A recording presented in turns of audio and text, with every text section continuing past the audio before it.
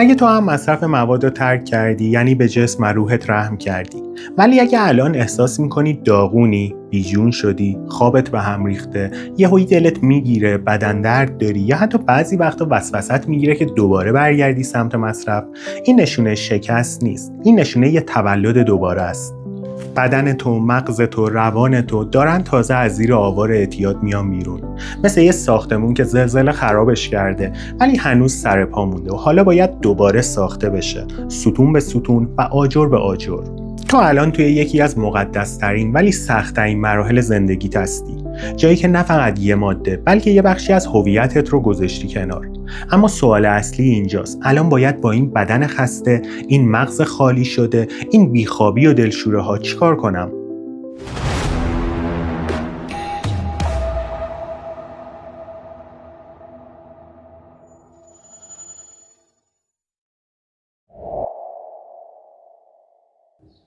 من دکتر موسوی هستم، پزشک و روانکاو، و این ویدیو رو ساختم تا بهت یه برنامه کامل و دقیق بدم که هم بدنتو ترمیم کنه و هم روانتو. یه نقشه راه کاربردی که اگه بهش عمل کنی تو مدت 40 تا 60 روز میتونی از این دوران تیره بیای بیرون و کم کم نور زندگی رو دوباره احساس کنی. این برنامه بر اساس اصول علمی بازسازی سیستم عصبی، متابولیسم بدن و روانشناسی بهبودی طراحی شده.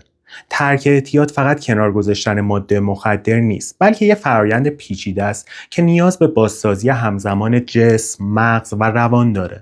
تو این برنامه ما به بدن مواد مغذی ضروری میدیم، مغز رو برای تولید انتقال دهنده های عصبی مثل دوپامین و سروتونین تقویت میکنیم و با تکنیک های روانشناختی ذهن رو برای پذیرش زندگی جدید آماده میکنیم. این ویدیو از 3 بخش تشکیل شده. تو بخش اول مکمل هایی که برای این دوران نیاز داری رو معرفی میکنم. بخش دوم به غذاهای مناسب اختصاص داره و تو بخش آخر یه راهنمای کامل برای علائم این دوران آماده کردم. پس تا آخر این ویدیو همراه من باش. اول از همه سراغ داروها و مکمل هایی که بدن و مغزت واقعا بهشون محتاجه میریم. یکی از مهمترین چیزایی که تو دوران مصرف از بین رفته ذخیره ویتامین‌های بی بدنه. برای همین از همون روزهای اول روزی یه عدد ویتامین B کمپلکس حتما باید استفاده کنی. ترجیحاً بعد صبحونه، چون باعث افزایش انرژی میشه و میتونه خواب رو مختل کنه.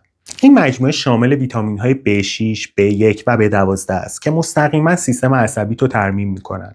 یعنی کمک میکنن تا اون حس بیقراری، خستگی مغزی و کندی فکر کردن آروم آروم درست بشه.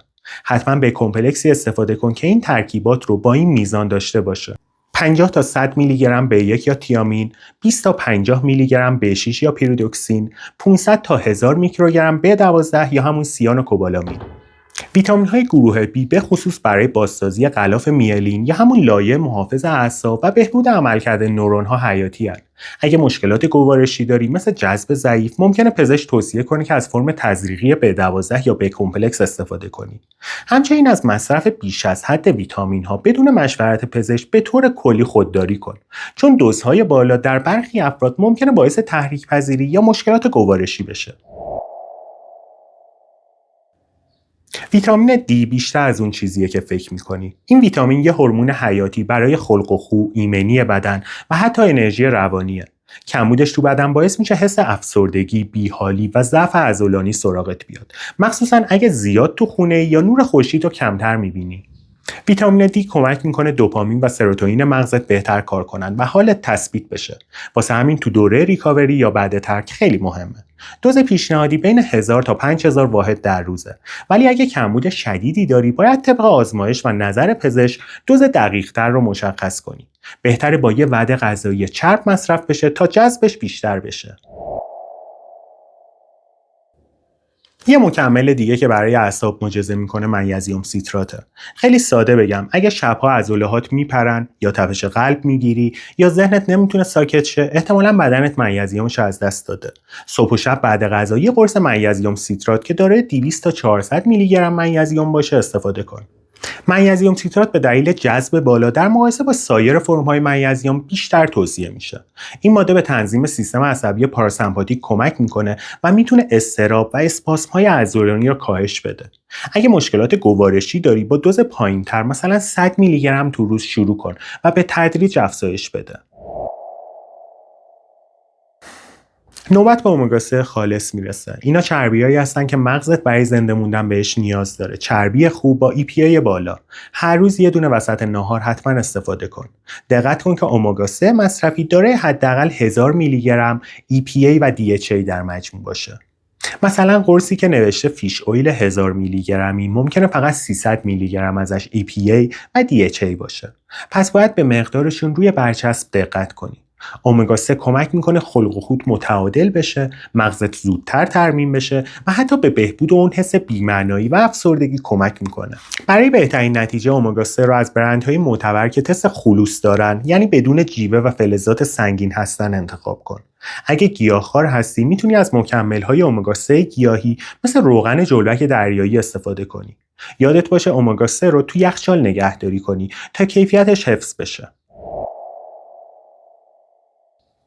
اگه احساس میکنی پوستت خشک شده، موهات شروع کرده به ریزش یا انرژی جنسیت خیلی کم شده، بدون که به شدت کمبود زینک داری. یک کپسول زینک پیکولینات 25 میلی گرمی شبها قبل خواب بدنت رو دوباره میسازه.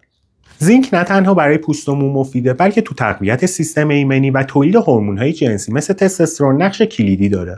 زینک پیکولینات به دلیل جذب بهتر نسبت به سایر فرم‌های زینک مثل زینک سولفات توصیه میشه. اگه مشکلات معده‌ای داری، زینک رو همراه غذا مصرف کن تا عوارض گوارشی کمتری داشته باشی. و اما یه ماده طلایی، التایروزین. این آمین اسیده که مغز ازش برای ساختن دوپامین استفاده میکنه. اگه حالت خوب نیست، انگیزت پایینه، از رخت خواب نمیتونی بلند شی، به احتمال زیاد مغزت دیگه نمیتونه دوپامین بسازه. هر روز صبح نیم ساعت قبل صبحونه یه دوز 500 تا 1000 میلی گرمی ازش مصرف کن. تغییرش توی چند روز خودت میفهمی. التایروزین میتونه برای افراد مبتلا به فشار خون بالا یا مشکلات تیروئید مشکل ساز باشه. حتما قبل از مصرف با پزشک مشورت کن. به خصوص اگه داروهای ضد افسردگی مصرف میکنی، ممکنه تداخل دارویی ایجاد کنه. حالا اگه علاوه بر اینا حس میکنی تمرکزت پایین اومده، حالت بی‌حوصلگی و خستگی مزمن داری یا مغزتون تیزی و هوشیاری قبل رو نداره، جینسینگ رو وارد برنامه‌ات کن. جینسینگ مخصوصا نوع پاناکس هم انرژی پایدار میده، هم روی عملکرد ذهنی و استقامت بدنی تاثیر مستقیم داره. صبحها قبل صبحونه یا همراه صبحونه یک کپسول جینسینگ 200 تا 400 میلی گرمی بخور، یا اگر از شیره یا پودرش استفاده میکنی حدود نصف قاشق چایخوری شیره یا 1 گرم پودر کفایت میکنه. مخصوصا تو دوران ریکاوری یا ترک انگار بدنتو از تو بیدار میکنه. وقتی جینسینگ کنار زینک استفاده بشه، یه ترکیب فوق‌العاده ساخته میشه که هم بدنتو میسازه و هم مغزتو روشن میکنه. جینسینگ پاناکس یا همون جینسینگ کره‌ای یا آسیایی به دلیل اثرات قوی‌تر برای دوره ترک مناسب‌تره. اما از مصرف طولانی مدت بیشتر از 3 ماه باید خودداری کرد، چون ممکنه باعث بیخوابی یا تحریک بیش از حد بشه. همچنین جینسینگ با برخی داروها مثلا داروهای رقیق کننده خون تداخل داره. پس اگه دارویی استفاده می‌کنی قبلش با پزشک حتما مشورت کن. برای عدم تمرکز، حواس پرتی و قدرت تصمیم گیری پایین، سیتیکولین هم میتونه یکی از بهترین انتخاب‌ها باشه. این ماده مغذی به طور مستقیم روی انتقال دهنده‌های عصبی مثل استیلکولین اثر میذاره و باعث میشه که مغزت شفافتر، هوشیارتر و سریعتر عمل کنه. به خصوص تو دوران‌هایی که استرس زیاد داری یا بعد از مصرف طولانی مدت مواد، وقتی مغز هنوز داره خودش رو جمع و جور میکنه، سیتیکولین میتونه مثل یه تیم پشتیبان حرفه‌ای کنارت باشه. دوز معمولش بین 250 تا 500 میلی گرمه و ترجیحاً صبح یا ظهر مصرف بشه بهتره، چون ممکنه شبا روی خواب تاثیر بذاره. زردچوبه یا کرکمین که همون ترکیب فعال این ماده است، هم مثل یه ضد التهاب طبیعی قوی عمل میکنه و برای بدنهایی که تو دوره ریکاوری، پاکسازی یا حتی ترک هستن یه نعمت واقعیه. این ماده میتونه التهابات مزمن بدن و مغز رو کم کنه، خلق و خو رو بهتر کنه و حتی به ترمیم آسیب‌های عصبی کمک کنه. مخصوصا وقتی احساس میکنی مفصل‌ها درد میگیره، مغزت کدره یا حالت دپرسه، کرکمین با فرم جذب بالا مثل کرکمین بیوپریندار میتونه تاثیر محسوسی بذاره. دوز پیشنهادی معمولا 500 تا 1000 میلی گرم در روزه. بهتره همراه غذا خورده بشه تا جذبش بیشتر بشه. برای کسایی هم که شبها با کابوس یا استرس ناگهانی از خواب میپرن، ملاتونین خیلی جواب میده. ملاتونین طبیعی ترین هورمون خواب بدنه. قرص 3 میلی گرمیش رو هر شب نیم ساعت قبل خواب بذار زیر زبونت یا بخور و خودتو بسپار به خوابی که مدت‌ها ازش محروم شدی. برای اکثر افراد دوز 1 تا 3 میلی گرم ملاتونین کافیه. از دوزهای بالاتر به خصوص بیشتر از 5 میلی گرم بدون نظر پزشک اصلا استفاده نکن، چون ممکنه باعث خواب‌آلودگی صبحگاهی یا اختلال تو ریتم طبیعی خواب بشه. همچنین ملاتونین رو تو محیط تاریک مصرف کن تا اثر بخشی بهتری داشته باشه. از طرف دیگه چون بدن بعد ترک حسابی ضعیف شده، یه مولتی ویتامین کامل هم باید هر روز صبح همراه صبحونه مصرف کنی. اما حواست باشه حتما یه مولتی ویتامین استاندارد و کامل باشه، نه فقط یه برند تجاری و تبلیغاتی. برای مولتی ویتامین های ایرانی برند دیلی که شرکت ویتان تولیدش میکنه خیلی خوبه و مناسب کسایی که تازه ترک کردن و دنبال یه مکمل قوی و با کیفیتن. یه گزینه دیگه سنتروم ایرانیه که زیر نظر شرکت‌های معتبر ساخته میشه و کیفیتش تقریباً مثل نمونه‌های خارجیه و خیلی قابل اعتماده. همچنین اکتیمن و اکتی لایف هم هستن که ترکیبات خوبی دارن و بیشتر برای تقویت انرژی و سیستم ایمنی طراحی شدن و برای دوران ترک خوبن. از برندهای خارجی هم سنتروم یکی از معروف‌ترین و پرفروش‌ترین مولتی ویتامین‌های دنیاست و برای مصرف روزانه واقعاً عالیه. سولگار برند معتبریه که کیفیت و جذب خیلی خوبی داره و پزشک‌ها هم معمولاً توصیه‌اش میکنن. تورن ریسرچ برای کسایی که دنبال مکمل‌های تخصصی‌تر هستن خیلی مناسبه، هرچند قیمتش بالاتره، و نافودز هم یه برند با کیفیت و قیمت مناسب‌تره که برای مصرف روزانه خوبه. موقع خرید مولتی ویتامین به وجود ویتامین دی حداقل 1000 واحد و زینک تو ترکیبات حتما توجه کن، چون این دو ماده برای دوران ترک حیاتی هستند. همچنین مولتی ویتامینی انتخاب کن که مقدار آهن اون برای جنسیت و شرایط بدنیت مناسب باشه. زنان معمولا روزانه به 18 میلی گرم آهن و مردان به 8 میلی گرم نیاز دارن. دمنوش‌ها را هم فراموش نکن. ترکیباتی مثل دمنوش جینسینگ و زنجبیل برای بالا بردن انرژی و تمرکز فوق‌العاده‌اند، یا مثلا دمنوش گلگاو زبون و سنبولا تیپ برای وقتی که اضطراب یا بیقراری اذیتت میکنه عالی جواب میدن. حتی یه دمنوش ساده مثل دمنوش بابونه یا نعنا قبل خواب میتونه کیفیت خوابتو عمیق‌تر و ذهنتو آروم‌تر کنه. مهم اینه که دمنوش رو با آگاهی از نیازت انتخاب کنی، نه صرفاً چون معروف یا خوش‌طعمه. از اضافه کردن شکر به دمنوش‌ها خودداری کن، چون قند اضافی میتونه باعث نوسانات خلقی بشه. به جای شکر، مقدار کمی عسل طبیعی میتونه یه طعم دهنده خوب باشه.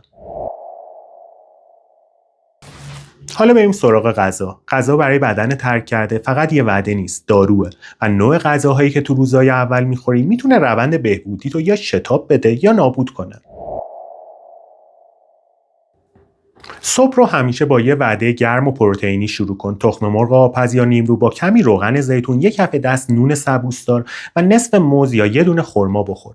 اگه دوست داشتی یه لیوان شیر گرم یا شیر بادام هم کنارش میتونی استفاده کنی. این ترکیب مغزت رو روشن میکنه، بدنت رو بیدار میکنه و جلوی وسوسه‌های صبحگاهی رو میگیره. پروتئین صبحگاهی به تثبیت قند خون کمک میکنه و جلوی افت انرژی در طول روز رو میگیره. اگر گیاهخوار هستی میتونی از کره بادام زمینی طبیعی یا حبوبات پخته مثل عدسی به عنوان منبع پروتئین استفاده کنی. بین صبحونه و ناهار مغزت ممکنه دوباره خاموش بشه. یه مشت کوچیک از مغزها مثل گردو، بادام یا پسته بردار و یه لیوان آب سیب یا هویج طبیعی بخور. این یه انرژی تمیز بهت میده. مغزها سرشار از چربی‌های سالم، پروتئین و مواد معدنی مثل منیزیم و سلنیوم هستند که برای بازسازی اعصاب و بهبود خلق و خو ضروری‌اند. از مصرف مغزهای شور یا بوداد خودداری کن، چون نمک و روغن اضافی میتونه باعث احتباس آب و نفخ بشه. ناهار رو ساده و با کیفیت بچین. یه تیکه کوچیک مرغ یا گوشت کمچرب یا ماهی بخارپز، کنارش برنج یا نون سنگک و حتما یه مقدار سبزیجات مثل کدو، هویج یا کلم رو بذار توی بشقابت. این غذا یه معجونه برای بازسازی عضلات و اعصاب. سبزیجات فیبردار مثل کدو و هویج به بهبود عملکرد روده ها کمک میکنن که تو دوران ترک اغلب دچار مشکل میشه. بخارپز کردن سبزیجات باعث میشه مواد مغذیشون حفظ بشه و هضمشون برای معده راحت تر باشه. عصرها که دلت میخواد یه چیزی بخوری، به جای شیرینی یا قهوه یه دونه میوه فصل بخور مثل پرتقال یا سیب و کنارش یه دمنوش آرام کننده مثل گلگاو زبان یا بهلیمو بزن. قول میدم تا شب دیگه بدنت فریاد نزنه. هوس خوردن شیرینی در دوران ترک به دلیل کمبود دوپامین خیلی شایع. به جای شیرینی‌های صنعتی از میوه‌های شیرین طبیعی مثل خرما یا انجیر خشک استفاده کن که فیبر و مواد مغذی دارن و قند خون رو به سرعت بالا نمیبرن. شام رو تا میتونی سبک و گرم بخور. یه کاسه سوپ جو، عدسی یا یه سیب زمینی آبپز با یه کمی سبزی معطر. کنارش سالاد فصل با لیمو و روغن زیتون برای گوارش و حس سبکی معجزه میکنه. شام سبک به معده اجازه میده در طول شب استراحت کنه و به بهبود کیفیت خواب کمک کنه. از خوردن غذاهای سنگین یا پرچرب تو شب خودداری کن، چون میتونه باعث ریفلاکس معده یا بیخوابی بشه. و شب قبل خواب یه لیوان شیر گرم با یه قاشق عسل آماده کن و اگه دلت میخواد 2 تا گردو و یه خرما هم بذار کنارش. این ترکیب مغزتو برای خواب آماده میکنه و از وسوسه جلوگیری میکنه. شیر گرم حاوی تریپتوفانه که پیشساز سروتونین و ملاتونین تو بدنه و به آرامش و خواب عمیق کمک میکنه. اگه به لاکتوز حساسیت داری، شیرهای گیاهی مثل شیر بادام یا جوی دو سر گزینه‌های خوبی هستن. و اما اینو خوب گوش کن. خیلی وقتا ضعف بدنی، تپش قلب، بیحالی یا حتی دلدرد بعد از ترک فقط یه علامته، نه خود درد. یعنی بدن داره فریاد میزنه یه چیزی کمه، کمکم کن. و تو اگه این علامت‌ها رو بفهمی و درست پاسخ بدی، میتونی مثل یه فرمانده هوشیار بدنتو دوباره جمع جور کنی. مثلا وقتی لرزش دست یا تنگی نفس میاد سراغت، بیشتر وقتا مربوط به کمبود منیزیم یا قند خونه. اون لحظه یه موزه رسیده یا چند تا خرما میتونه نجات بخش باشه. وقتی یهویی تپش قلب میگیری یا حس میکنی زود از کوره در میری، شاید بدنت به یه دوز خوب از پتاسیم یا ویتامین‌های گروه B نیاز داره، مخصوصا B1 و B6. یه مش بادوم زمینی بدون نمک یا یه کاسه عدسی ساده با کمی آب لیمو همینجا نقش یه داروی قوی رو بازی میکنه. و اون شبایی که بیخوابی بهت فشار میاره و مغزت مثل پروژکتور همه خاطرات رو پخش میکنه، ترکیب یه لیوان شیر گرم با کمی عسل و یه تیکه موز مثل آغوش مادر برای مغز خستته. نه خواب آور مصنوعی، بلکه آرامش از دل تغذیه. در کنار تغذیه، تکنیک‌های ساده مثل تنفس عمیق، 4 ثانیه دم، 4 ثانیه حبس نفس و 4 ثانیه بازدم یا مدیتیشن 5 دقیقه‌ای میتونن به کاهش اضطراب و بیخوابی کمک کنن. همچنین نوشتن افکارت روی کاغذ قبل از خواب میتونه ذهنت رو از چرخه افکار منفی خارج کنه.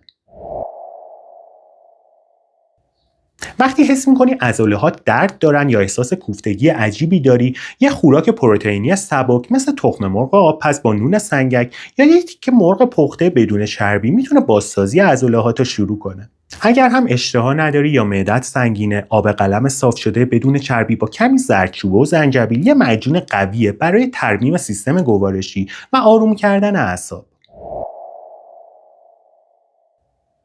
و اگه دچار اسهال یا یبوست شدی، یعنی بدن هنوز داره خودش رو تطبیق میده. برای اسهال آب برنج و موز خیلی معجزه میکنه و برای یبوست خوردن انجیر خیس کرده با آب گرم موقع صبح و ناشتا روده ها رو مثل ساعت کوک میکنه. حالا اگه حس بی‌حوصلگی، خمیازه‌های مداوم یا سردردهای عصبی داری، بدون که مغزت دنبال سروتونین و دوپامین میگرده. شکلات تلخ بالای 70%، ورزش سبک و حتی صدای طبیعت میتونه محرک آزادسازی این مواد شادی‌آور باشه. ورزش سبک مثل پیاده روی 20 دقیقه‌ای روزانه یا یوگا میتونه تولید اندورفین یا همون هورمون شادی رو افزایش بده و به بهبود خلق و خو خیلی کمک کنه. از ورزش‌های سنگین تو هفته‌های اول ترک خودداری کن، چون بدن هنوز ضعیفه و ممکنه فشار بیش از حد باعث خستگی شدید بشه. این برنامه فقط یه رژیم نیست، این یه پاسخ جدی به نیازهای بدنیته، چون وقتی مواد رو میذاری کنار، بدنت یه جورایی انگار دوباره متولد میشه و مثل هر نوزادی نیاز داره از نو تغذیه بشه. حالا اینجا تویی و یه بدن که دیگه نمیخواد با سم زنده بمونه، ولی گاهی نمیدونه چطور بدون اون سم زندگی کنه. اینجا تو باید جاشو با یه چیز درست پر کنی. همه اینا رو گفتم که بدونی بدن تو بعد از ترک یه موجود زنده در حال بازسازیه، مثل یه ساختمون که خراب شده ولی الان داره آجر به آجر ساخته میشه. پس انتخاب با توه، یا بذاری روی مخروبه بمونه یا با هوش و آگاهی دوباره بسازیش. ترک اعتیاد فقط یه فرآیند جسمی نیست، حمایت روانی و اجتماعی هم نقش بزرگی داره. سعی کن با یه روانکاو یا متخصص در ارتباط باشی و تو گروه‌های حمایتی مثل NA یا گروه‌های محلی شرکت کنی. این گروه‌ها بهت کمک می‌کنن احساس تنهایی نکنی و انگیزت رو حفظ کنی. یادت نره که غذا داروی خط اول توی ترک اعتیاده. اگه بهش توجه نکنی حتی قوی‌ترین انگیزه‌ها هم میتونن از پا بیفتن. ولی اگه بدنتو تمرین کنی مغزت شروع میکنه به بازسازی امید و اونجاست که نه تنها از مواد که از خود گذشتت هم عبور میکنی. برای موفقیت تو این مسیر یه برنامه روزانه منظم درست کن. مثلا ساعت‌های مشخصی برای غذا، مکمل‌ها، ورزش سبک و خواب داشته باش. هر روز یه هدف کوچیک برای خودت تعیین کن تا حس پیشرفت داشته باشی. این روتین به بدن و ذهنت کمک میکنه که سریعتر به حالت عادی برگرده. اگه تا اینجا اومدی بدون که نصف راهو رفتی، حالا وقتشه به بدنت احترام بذاری، چون وقتی بهش احترام میذاری اونم بهت قدرت بازگشت میده. اگه همیشه میخواستی بدن و روانتو دوباره از نو بسازی، همین حالا شروع کن، چون تو شایسته یه زندگی پاک، پر انرژی و بی‌نیازی، نه فقط از مواد بلکه از هر چیزی که تو رو از خودت دور میکنه.